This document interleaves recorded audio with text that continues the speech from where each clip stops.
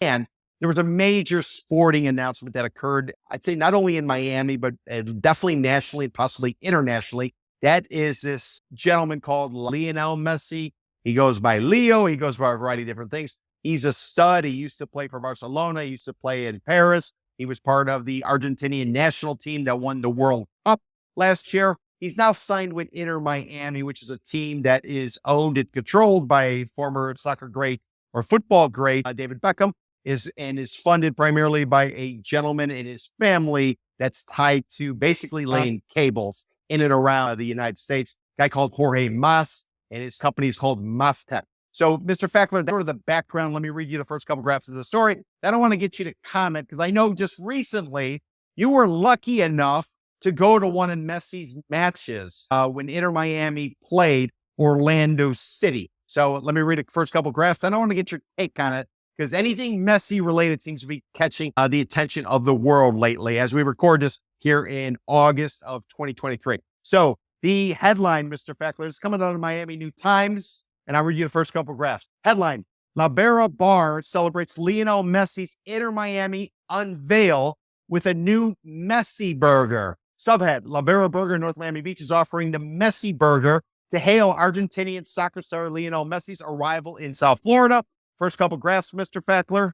One of those South Florida's best burger restaurants has unveiled a specialty sandwich in honor of one of the world's best soccer players, and they both hail from Argentina. La Birra Burger in North Miami Beach is celebrating the arrival of star professional soccer player Lionel Messi with a new specialty burger that's especially Messi. The Argentine-based brand, known for its large assortment of over-the-top burgers, launched a new menu item, the Messi, on July 10th, a nod to the jersey number of Messi has worn for teams in Argentina, Spain, and France, and it's believed will be the one that he dons it for Inter Miami.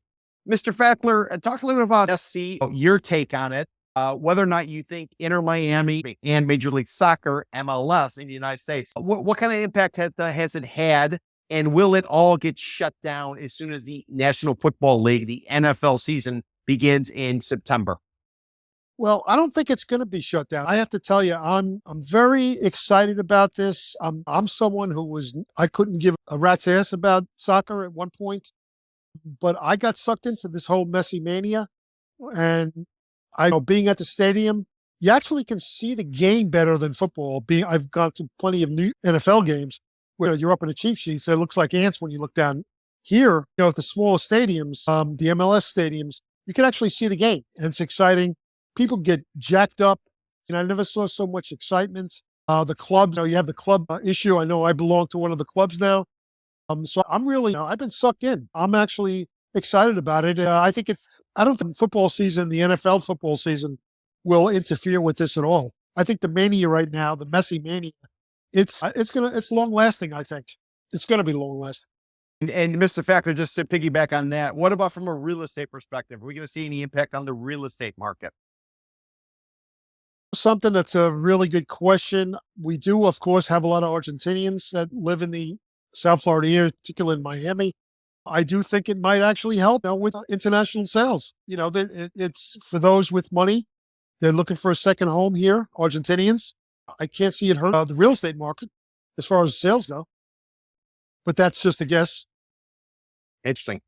Oscar, Jean, either of you want to comment on the Messi, hoopla and chaos that's ensued for the last month or so? So I think that everyone should be making Messi related food. Everybody should have some food named after Messi. This guy is the biggest name in sports around the world. I love the Dolphins. I grew up with the Dolphins. Marino is the biggest name in town, but this guy's even bigger because soccer is a worldwide sport and has been forever. We're just catching on now. As far as real estate goes, real estate is being impacted already because there are a lot of stories in all kinds of media about Messi looking to buy property here, a house to live in. And he already owns property in Miami, Porsche Design, and also, I believe, Regalia. And this is going to add to the character, to the way people view Miami as an international city with a lot of glamour. And he's a family man, so he's looking for something where he can have a yard and have his kids go to a great school. And all of that is going to add to how people view Miami as an important city. And it's impacting real estate because other athletes have been investing in Miami for a long time. And now more of them are going to look to put their money here. And it's really moving a lot of real estate, a lot of stories every day about where Messi is looking. There was a story about him at Publix because he went to Publix in Broward. So that gives you a sense. Publix, the supermarket chain. Exactly. That gives you a sense of how crazy the media is over this guy. Anything he does, anytime he's seen, there's going to be a story. So that's great for Miami. The more media attention, the more people are going to want to live here, move here, play here, and that's great. Yeah, I have a little bit more of a skeptical perspective on it. It kind of reminds me a little bit of the time Pele came to play in the U.S. I think he played for the Cosmos, I think. It was New York's team. And there was a lot of hoopla. Pele, of course, biggest superstar in the world at the time. And the whole thing fizzled out. Soccer never took off like everybody thought it would when Pele came. And of course, he was at the twilight of his career, a little bit like Messi. And Messi is not a young guy anymore. Obviously, he comes off the World Cup. Honestly, he's pretty advanced in age. And so I don't know how many more years he's going to be playing. This is a very crowded sports market. We have baseball, football, hockey, countless other sports. It's a super crowded market. And I think soccer has a lot of appeal, but I'm not quite sure it has NFL level appeal or basketball level appeal. I think it's very segmented. And let's be honest, obviously Messi coming to Miami is a great PR win.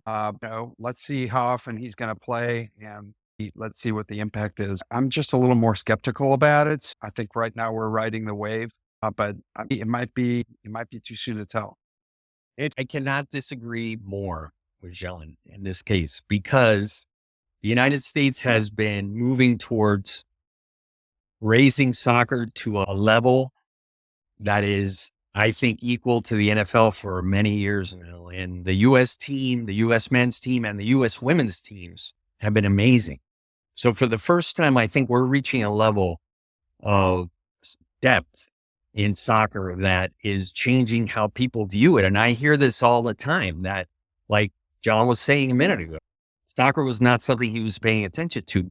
But you go to the games, you see the players, there are fewer on the field, so you can actually get a sense of where the action is. And I think it's changing how people view the sport.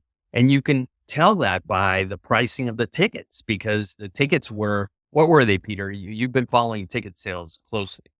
Well, I too, like Mr. Fakler, am a member of a supporters club. It's called Vice City.